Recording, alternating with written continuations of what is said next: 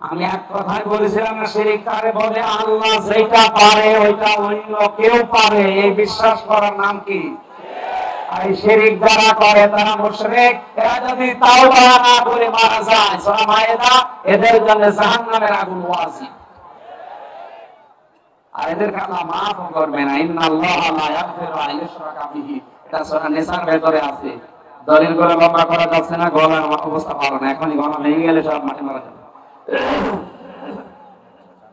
দুই নম্বরে যে মানুষগুলো দুনিয়ায় হিংসা করে, এটা দেশে নেই। আমার হোক, অন্য কারো যেন না হয়। আমি চেয়ারে থাকবো কিয়ামতের আগ পর্যন্ত, অন্য কেউ যেন না বসে। এটার নাম হিংসা। এটার নাম কি? এটা যদি কারো ভেতরে থেকে থাকে, সে যদি 14 খাবার করে আসে, হজ করে আসে, ওকে আল্লাহ স্পেশাল মাফ করবে না। এবার বলেন তো, হিংসা বাংলাদেশে এখন নেই? এখানে হিংসাকারী মানুষ আছে না নেই? আরে ভাই, আপনার কপালে যা লেখা আছে, সবে কতবে যে ভাগ্য নির্ধারণী হয়েছে, ওর বেশি আপনি পাবেন না, ওর কম আপনি পাবেন না। অন্যের তা দেখে আপনার এত হিংসা লাগে কেন? ওর উন্নতি দেখলেই কেন জানি আপনার মনের ভেতরে আনচান করে। কি করে ওরে ডাউন করা যায়, ক্ষতি করা যায়, কি করে মিথ্যা মামলা দিয়ে ওর জীবনটা নষ্ট করা যায়। সবে বরাত নিসফে শাবান কেন, সবে কবর আপনার মাপ নেই? বলে না কেন? দ্বিতীয় হাদিসের যে 5টা পয়েন্ট আমি বললাম, এই 5টার ভেতরে 3 নাম্বার 2টা তো আছে, শিরিককারী আর হিংসুক। 3 নাম্বারে যারা পিতা মাতার অবাধ্য সন্তান, তাদের মাপ নেই। 4 নাম্বারে যারা জেনা করে, বৈধ জেনা করে, যারা, এদের মাপ নেই। 5 নাম্বারে যে মানুষগুলো দুনিয়ায় মদ্যপান করে, তওবা করে ফিরে আসে না, এই মানুষগুলো।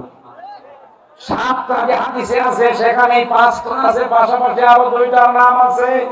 1 নম্বরে যে মানুষগুলো দুনিয়ায় সুদ খায়, 7 নম্বরে তারা যারা ঘুষ খায়।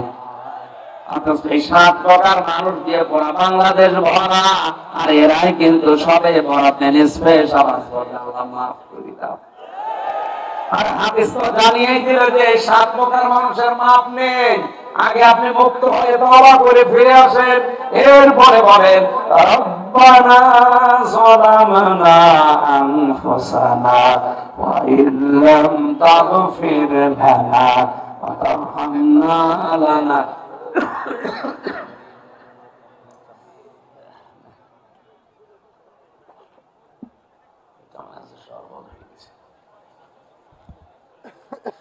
وترحمنا لنكونن من الخاسرين।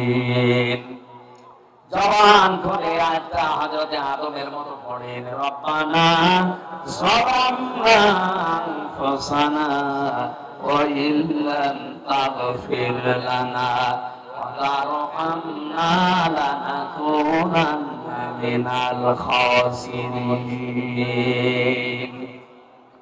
আমার ভাইরা, আমি বলার পেছনে কারণ হচ্ছে, এর 2 নম্বরের পয়েন্টে আছে, আমাদেরকে আল্লাহ সাক্ষী বানাবে। আর আমাদের উপরে আল্লাহ পাক সাক্ষী বানাবে রাসূলকে। আমাদের ঈমানের, আমাদের আমলের, কাজ কারবারের যে অবস্থা, রাসূল আমাদের পক্ষে সাক্ষী দেওয়ার মতো কায়দা আছে।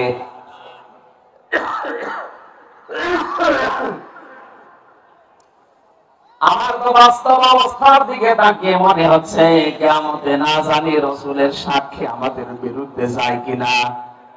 নবীজি বলেছেন, যারা আমার কোরআনকে সামনে না রেখে পেছনে রাখে, কিয়ামতে আমি নিজে তাদের বিরুদ্ধে সাক্ষী হয়ে দাঁড়াবো। জোরে বলেন নাউজুবিল্লাহ। আমার রাসূল ইয়া রাব্বি ইন্না কওমি তাখাযু হাদাল কুরআনা মাহজুরা। আল্লাহ পাক বলেন, কিয়ামতে আমার নবী মামলা দায়ের করবে, তাদের বিরুদ্ধে সাক্ষী দেবে যে মানুষগুলো আমার কোরআনকে সামনে না রেখে পেছনে রেখেছিল। সামনে না রেখে পেছনে রাখার মূল কথা কি? এটা সংসদে নিয়ে যায়নি, এটা শিক্ষা ব্যবস্থায় নিয়ে যায়নি, এটা পরিবারে নিয়ে যায়নি, এটা বিচার ব্যবস্থায় নিয়ে যায়নি, এটা সব সময় রেখেছে উচ্চ করে পেছনে। এরা রাসূলের বিরুদ্ধে সাক্ষী পাবে।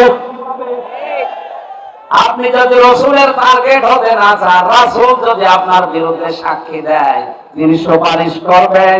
তিনি যদি বিপক্ষে সাক্ষী দেয়, কোন বাবা আপনাকে বাঁচাবে বলেন?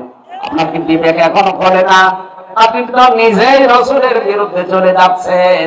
আল্লাহ নবী নিজে আপনার বিরুদ্ধে সাক্ষী হয়ে কিয়ামতে দাঁড়াবে।